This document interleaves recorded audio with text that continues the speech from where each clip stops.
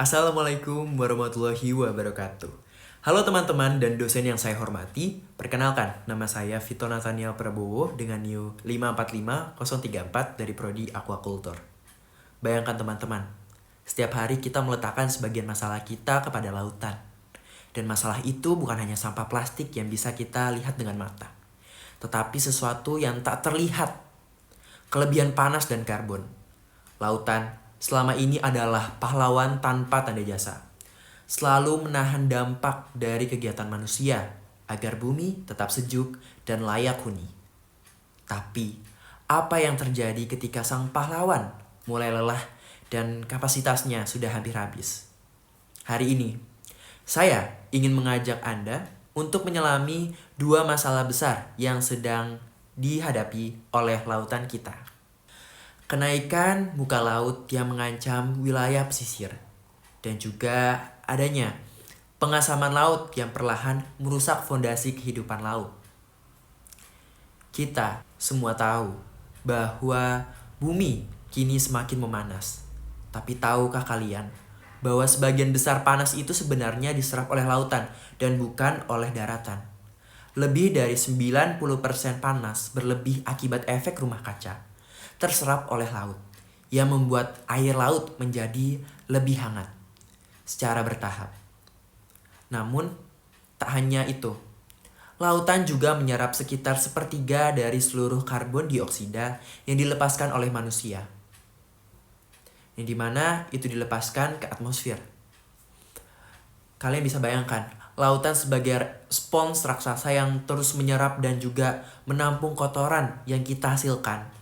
Namun, dari setiap spons itu juga mempunyai adanya batasan, di mana jika terus diperas tanpa adanya istirahat, spons itu akan mulai kehilangan fungsinya.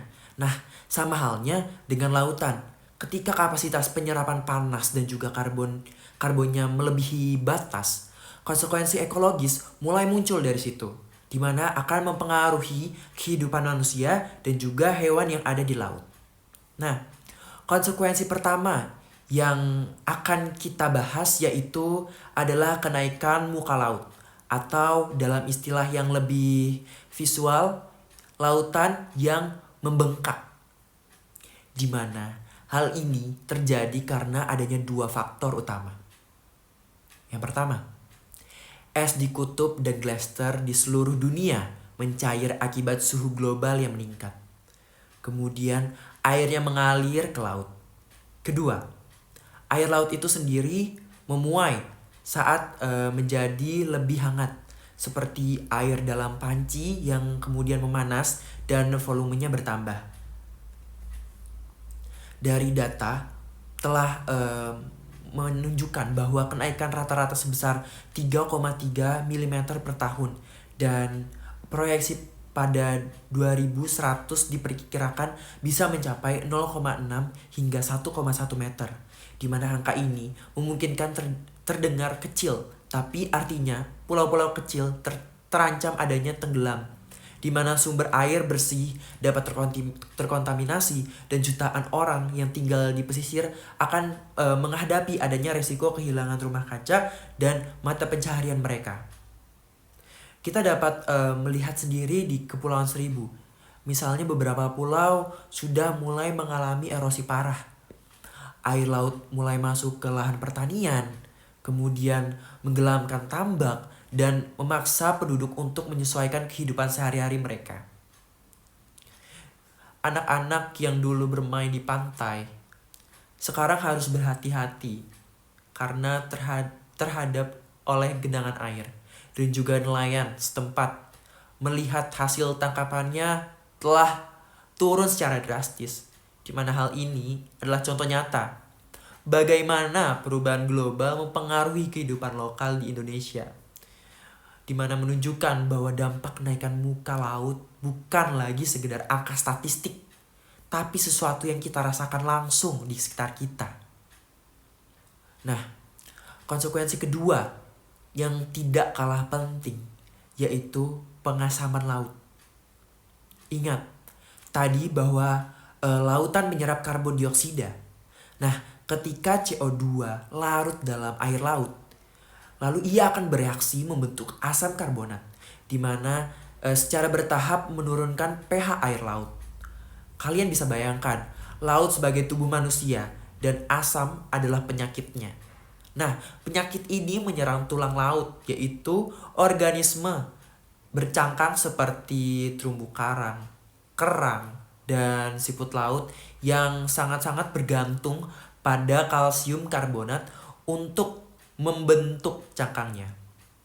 Nah, dari situ jika fondasi ini semakin melemah, seluruh rantai makanan laut pun juga akan terguncang, di mana akhirnya berdampak juga pada kehidupan manusia yang juga mengandalkan laut sebagai sumber pangan dan mata pencahariannya.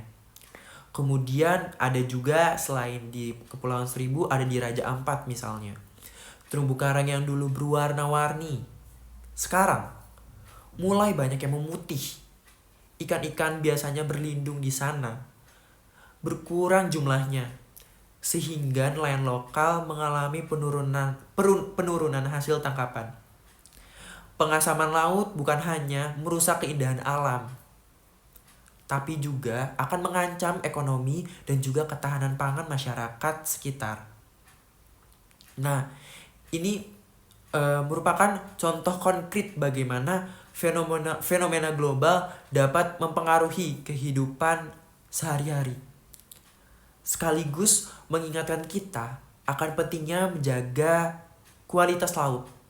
Sebagai negara kepulauan terbesar di dunia, Indonesia berada di garis depan krisis ini. Tenggelamnya pulau-pulau kecil, kerusakan ekosistem mangrove, dan hilangnya sumber pangan laut yang bukan lagi cerita masa depan.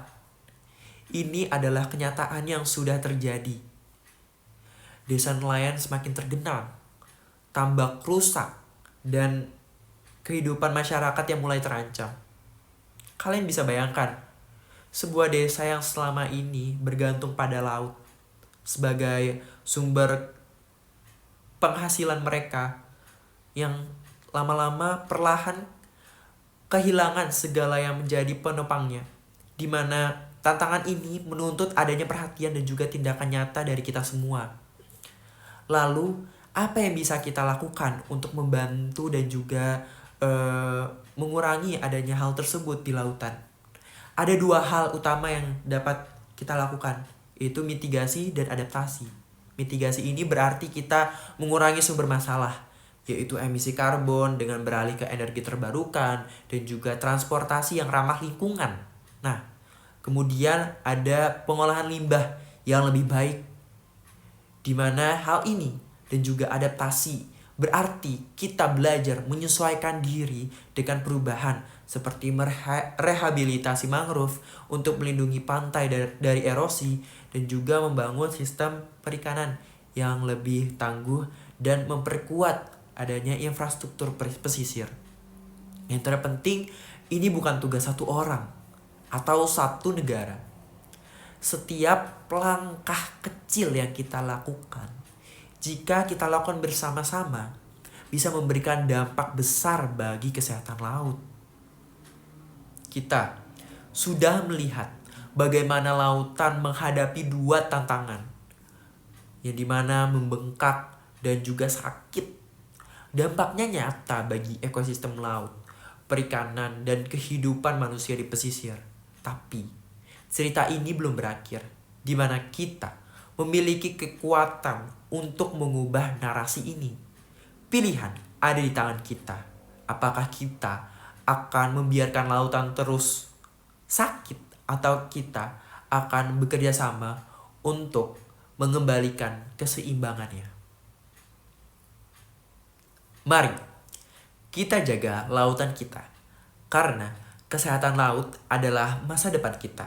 Dan masa depan itu dimulai dari langkah kecil yang kita lakukan hari ini. Sekian, wassalamualaikum warahmatullahi wabarakatuh, dan terima kasih.